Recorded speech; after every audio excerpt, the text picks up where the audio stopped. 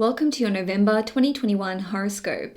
My name is Cailin, and today I'm going to be covering the major transits for the month ahead using tropical astrology and the whole sign system. I strongly recommend that you watch your horoscope for your ascendant sign first and foremost because it will be the most accurate for you overall. Having said that, if you've got time to watch your sun and moon sign horoscopes as well, go for it because the sun sign horoscope will tell you more about your life goals and your career, whereas the moon sign horoscope will pertain more to your living circumstances and your family life. Now, I've got an exciting announcement to make. I am putting together 2022 horoscopes for all 12 zodiac signs. So these horoscopes will be super in-depth and you'll be able to purchase yours on sale if you buy during November or in the first 2 weeks of December. So these will retail for $16.99 US, but you'll be able to purchase yours on sale during that period of time for just $12.99. So please make sure you are subscribed to the channel and checking the website regularly because there will be an announcement once these are available for sale. And now let's dive into the November horoscopes. Hi Aquarius, Sun, Moon and Risings. Welcome to your November 2021 horoscope. Before I get into your reading today, I'm actually going to do something a little bit different and pull an animal spirit totem card just to see what energies are going to be with you for the month ahead. Okay, we've got the bear. So to me, this speaks about coming out of hibernation, okay, because bears like to hibernate, they like to eat lots of food, and then they just basically retreat for months and months and months. So I feel like this is about you coming out of hiding. So maybe you haven't really wanted to show some kind of transformation off to the world. Maybe you've been harboring some kind of secret and you haven't really wanted to share it with other people. On a different level though, this kind of makes me think about finding that sweet spot, because obviously bears love honey. So this is about rediscovering the things that bring you joy as well. Okay, so let's get into your horoscope for the month. On the 30th of October, Mars enters the sign of Scorpio, which means it will be transiting your 10th house.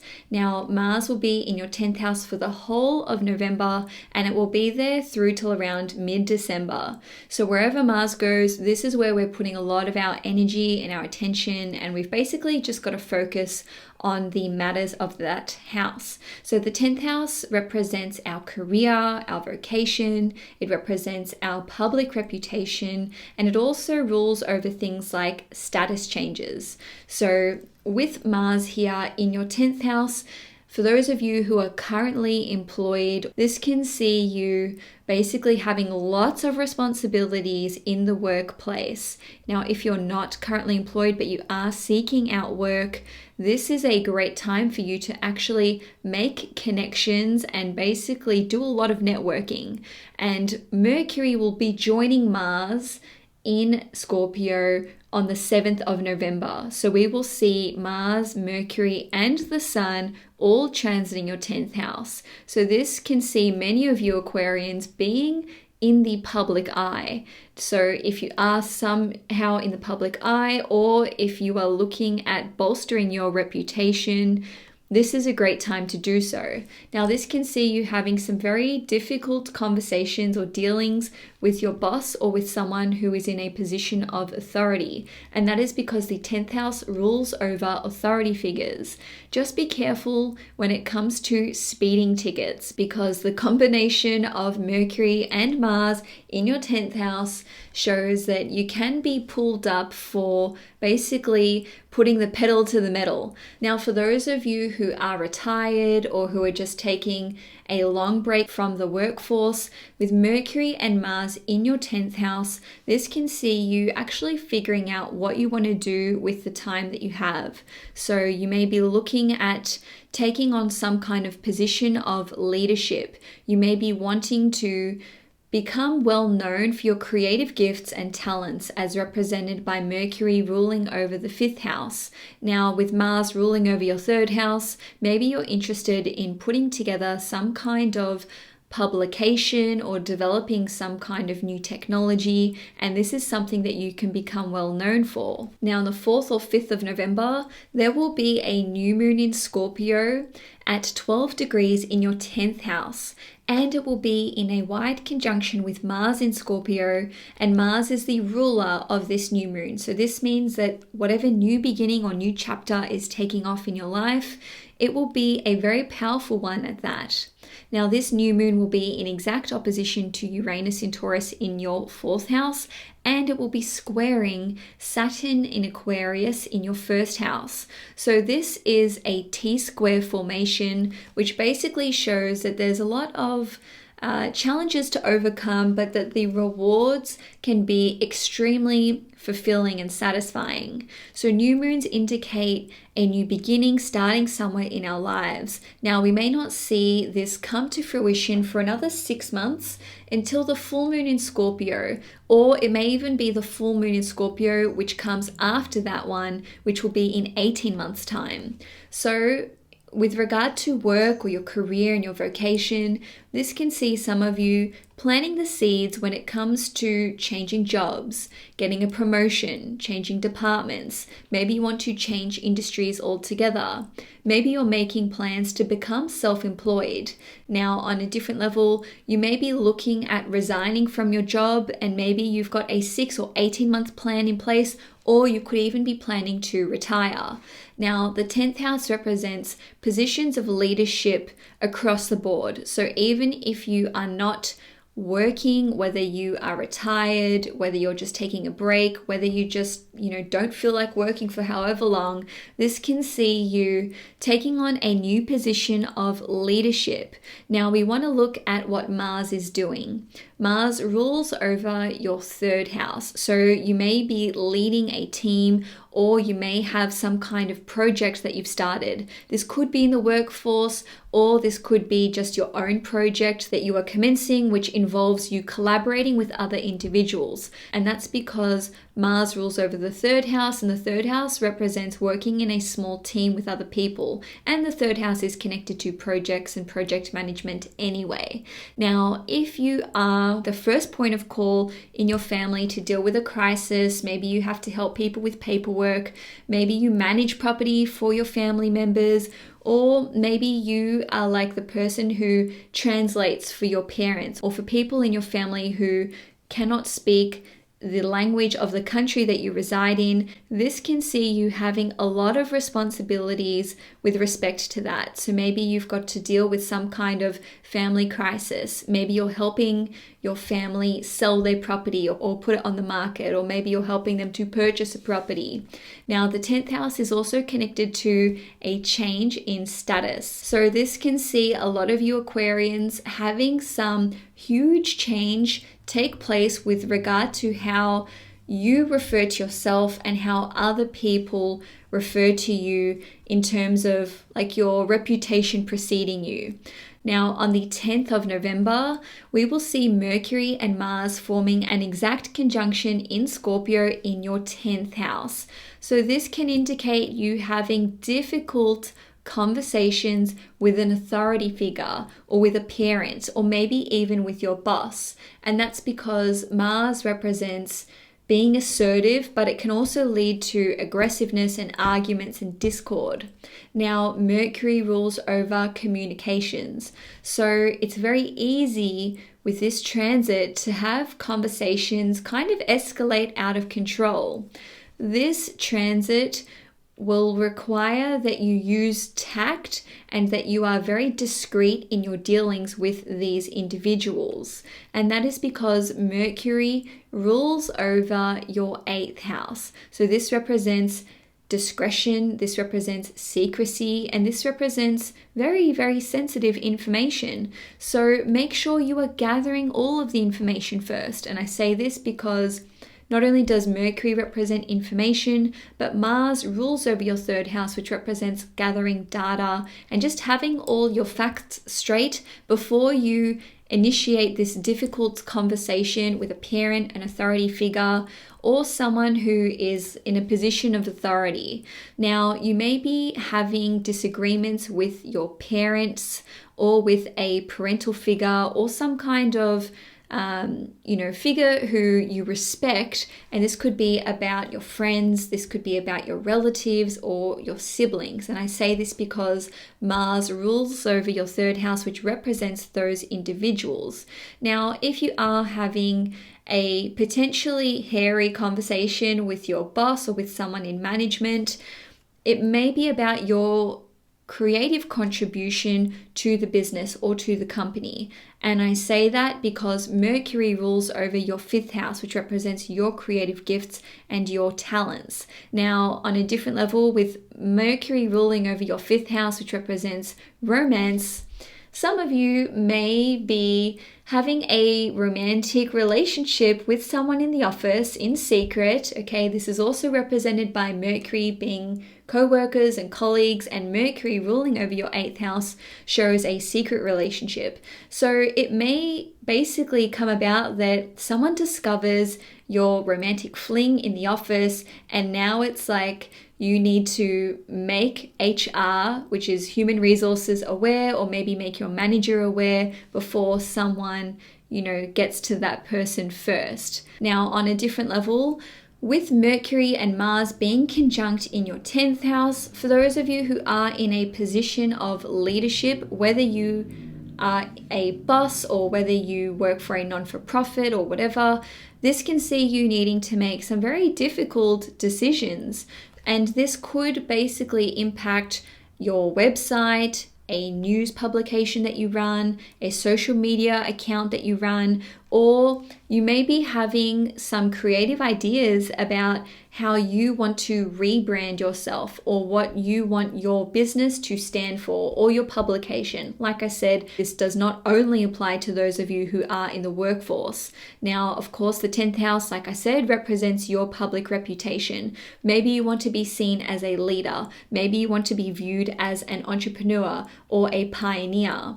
Now, with Mars ruling over your third house, you may be wanting to become known for your communication skills. The third house represents self-made worth. So even if you are not working currently, or if you are, basically at the very, I don't want to say bottom, but if you're only just starting out in a job and you're like the last person in the hierarchy and you feel like you need to work your way up to the top, this transit is great for having exciting and brilliant new ideas which you can act upon to create self-made worth. So don't let wherever you are in life stop you from what it is that you want to achieve.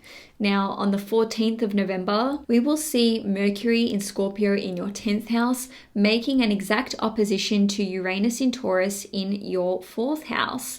4 days later, we're going to see the same opposition take place between Mars in Scorpio in your 10th house and Uranus in Taurus in your 4th house. So I'm going to interpret these two transits together. First of all, in terms of the time period of when these will be active, it will be from about the 12th or the 13th of November through till about the 19th or the 20th. So pretty much that whole week, you'll be experiencing these sorts of energies or these sorts of events taking place. A career opportunity may arise quite suddenly and out of the blue. This is thanks to the influence of Uranus, which is of course one of your ruling planets. Now, this transit or these two transits indicate that some kind of trade-off is required, or maybe even a sacrifice, or at the very least, you do have to act on this opportunity really, really quickly. So the 4th house represents our living circumstances. So this career opportunity could require you to relocate really suddenly, or it may be to somewhere which is totally unexpected,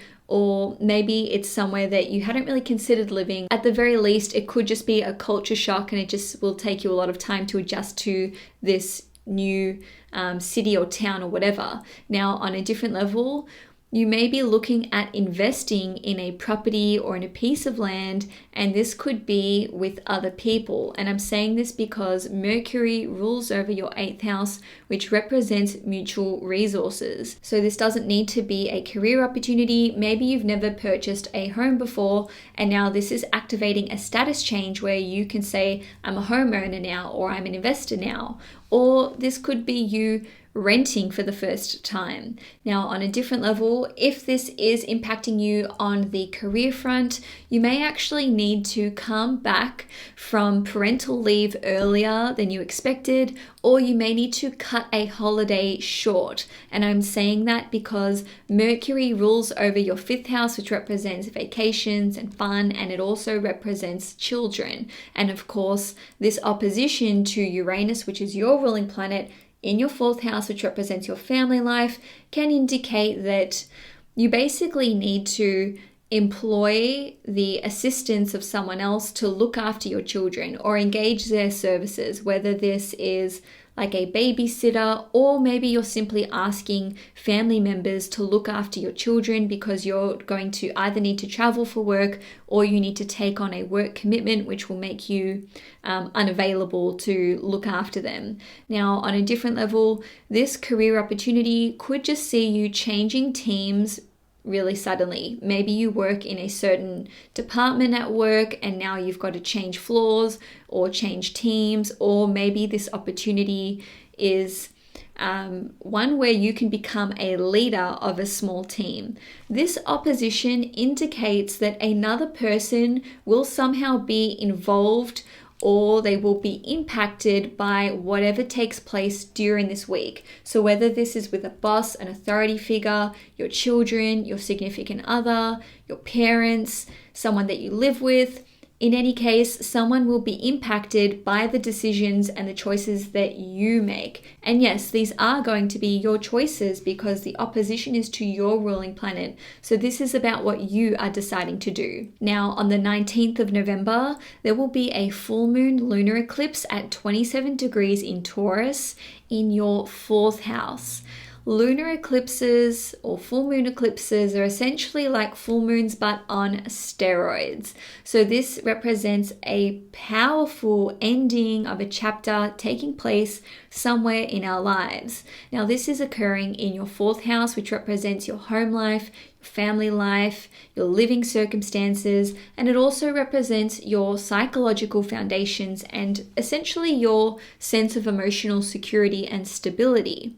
Now, every time we're looking at a full moon or new moon, and certainly eclipses, we want to be analyzing what the ruler is doing. So because this full moon is taking place in Taurus, we then want to look at where Venus is, because Venus rules over Taurus. So Venus will be in Capricorn in your 12th house, and Venus will be making an exact trine to Uranus in Taurus in your 4th house, and it will be making a sextile to Mars in Scorpio in your 10th house. So this can see you basically experiencing the end of some kind of difficult period in your life when it comes to conflict that you have been experiencing with your family or with certain family members. Now, this could be with a parent, and I say that because your 4th and 10th house axes, which represent the mother and the father figures, are both being activated. Now, Venus rules over your 9th house, which represents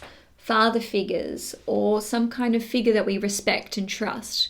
So if there is someone in your life, whether they are alive or not, who you've experienced a long-standing issue with, this can finally be put to rest. Now, I'm not saying that you need to forgive this person and make up and then it's all going to be sunshine and daisies.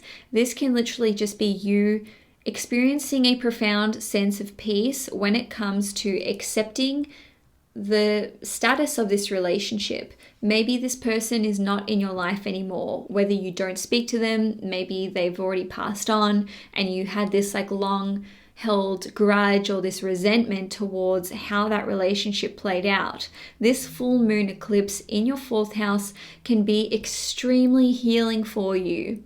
And I'm saying this because the moon will actually be making a trine to Pluto in Capricorn in your 12th house. So trines represent a healing energy which is harmonious, and essentially Pluto represents the death of something. Now, because it's in your 12th house and it's involving Venus, which represents relationships, this can see you putting these issues to bed or feeling like you can finally move on with them. It's important to note that Venus rules over your 4th house, which represents the mother figure, and it rules over your 9th house, which represents the father figure. Now, not all of us have had traditional upbringings. This can represent you growing up in an orphanage. Maybe you were sent off to boarding school. Maybe you grew up and in foster homes and moved around a lot. Whatever the scenario is, this can see you actually coming to terms with your upbringing and letting it go, and like I said, experiencing a very profound sense of peace. Now, you can actually resolve a conflict with someone who is in your life, and this may be with a mother figure because the mother-child relationship is heavily implicated here. And that is shown by this trine from the moon to Pluto. Now, even if you didn't have difficulties with your mother, if she had difficulties herself, or it's the mother figure, this can be an aunt who raised you or a grandma or whatever. Nonetheless, if she has a lot of issues in her life, this can see her healing on a very deep level and on a very spiritual level. You may come to notice that she has just turned into a different person, but for the better.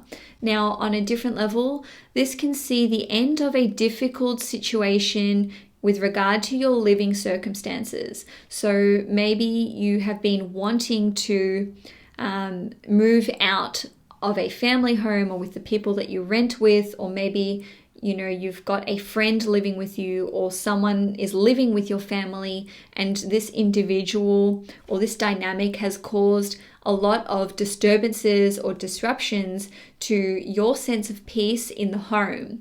So with this full moon making a square to Jupiter in Aquarius in your 1st house, this can see you experiencing freedom or liberation from some kind of difficult living circumstances, like I mentioned. Now, this can see some of you simply coming out of lockdown, and now it's sort of hard for you to readjust or reorient yourself in terms of your, the new reality that you find yourself in. Jupiter rules over your 11th house, which represents your friends, and it also represents your long-term goals and dreams. Jupiter rules over your 2nd house, which represents your finances and resources. So maybe now that you have come out of some kind of lockdown experience, whether this is government imposed or maybe you actually had to stay in your home to rest or recover from something, either way, the end of this chapter can see you maybe struggling to readjust to socializing with other people, or maybe you are adjusting to what you want to do with yourself in the future, or maybe you need to reassess your finances and resources. Either way, I do see this as being a very healing period of time, and it's just reminded me actually of the bear. So this does represent you coming out of hibernation towards the end of November and actually making peace with where you're at.